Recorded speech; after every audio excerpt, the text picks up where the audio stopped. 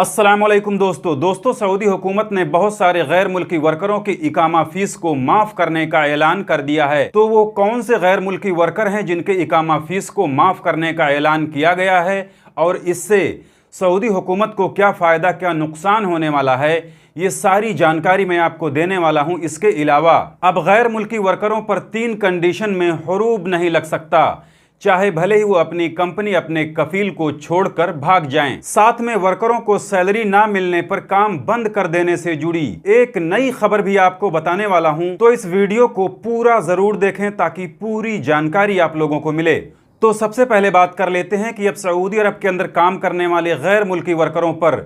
3 condition में हुरूब नहीं लग सकता, चाहे भले ही वो अपनी कंपनी अपने कफील को छोड़कर भाग जाएं। वो खबर आप यहां स्क्रीन पर देख रहे होंगे, इसमें लिखा हुआ है कि कफील और कंपनियां अपने गैर मुल्की वर्करों पर 3 कंडीशन में 3 सूरतों में डिसकंटिन्यू फ्रॉम वर्क यानी इनक़ता अनल अमल नहीं लगा सकते, जो अभी फिलहाल सऊदी अरब के अंदर हुरूब की नई शक्ल है, जिसमें हुरूब लगने के बाद भी गैर मुल्की वर्कर को 60 दिन का वक्त मिल जाता है, जिसमें गैर मुल्की वर्कर अगर चाहे तो अपना नकल कफाला ले ले या फिर अपने मुल्क वापस चला जाए। लेकिन 3 कंडीशन में कफील और कंपनियां अपने वर्कर पर ये वाला हुरूब भी नहीं लगा सकती हैं, और वो कंडीशन कौन कौन सी हैं वो भी आप लोग जान लीजिए। पहली कंडीशन ये है कि कीवा पर गैर मुल्की वर्कर का कॉन्ट्रैक्ट वैलिड नहीं होना चाहिए, यानी कोई कंपनी या कफील अपने वर्कर पर हुरूब लगाना चाहता है तो उन्हें पहले कीवा पर मौजूद वर्कर के कॉन्ट्रैक्ट को टर्मिनेट करना होगा,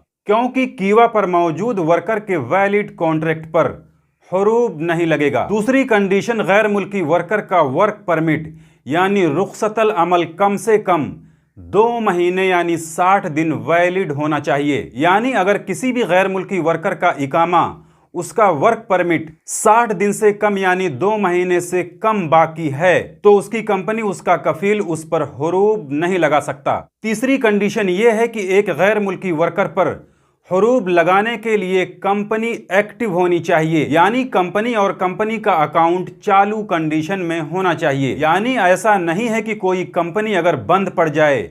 फिर उस कंपनी के वर्कर वहां से भाग जाएं, जिसके बाद वो कंपनी अपने उन वर्करों पर हुरूब लगाना चाहे तो उस कंडीशन में वो कंपनी अपने उन वर्करों पर हुरूब नहीं लगा सकती। तो इन 3 कंडीशन में कफील या कंपनियां अपने गैर मुल्की वर्कर पर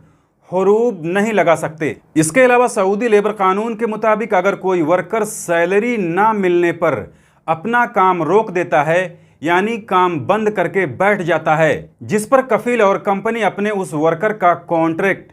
टर्मिनेट कर देते हैं, तो ये सऊदी लेबर कानून की खिलाफ वर्जी मानी जाएगी, जिस पर अगर वर्कर कंप्लेंट कर देता है तो कफील और कंपनी के खिलाफ कार्रवाई हो सकती है, क्योंकि इसमें गलती वर्कर की नहीं बल्कि कफील और कंपनी की है, क्योंकि उन्होंने अपने वर्कर को तनख्वाह यानी सैलरी नहीं दी थी। वहीं एक दिन पहले सऊदी हुकूमत ने सऊदी अरब के अंदर काम करने वाले बहुत सारे गैर मुल्की वर्करों की इकामा फीस को माफ करने का ऐलान किया है। तो वो कौन कौन से गैर मुल्की वर्कर हैं जिनके इकामा फीस को माफ करने का ऐलान किया गया है और इससे सऊदी हुकूमत को क्या फायदा और क्या नुकसान हो रहा है वो भी आप लोगों को बता देता हूं। तो देखिए, सऊदी हुकूमत ने ये छूट 2019 से ही सऊदी अरब में मौजूद इंडस्ट्रियल इस्टेब्लिशमेंट को दे रखी है, यानी सऊदी अरब के अंदर जो बड़ी बड़ी कंपनियां हैं जिसमें किसी सामान किसी प्रोडक्ट की मैन्युफैक्चरिंग होती है, उन बड़ी बड़ी फैक्ट्रियों में काम करने वाले गैर मुल्की वर्करों के इकामा फीस को इसी साल के आखिर तक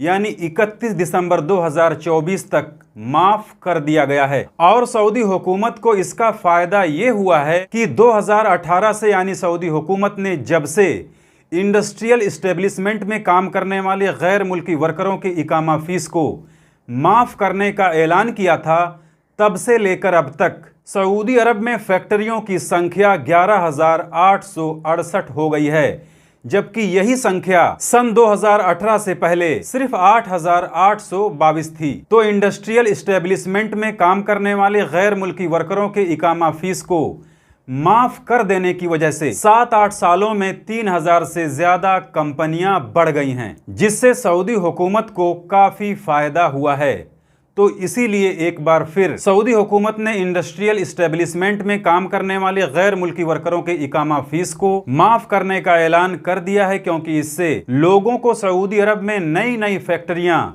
लगाने में आसानी होगी। क्योंकि एक फैक्ट्री चलाने के लिए बहुत सारे वर्करों की जरूरत होती है, तो वर्करों की इकामा फीस अगर माफ हो जाए तो फैक्ट्री चलाने वाले का खर्चा कम हो जाएगा।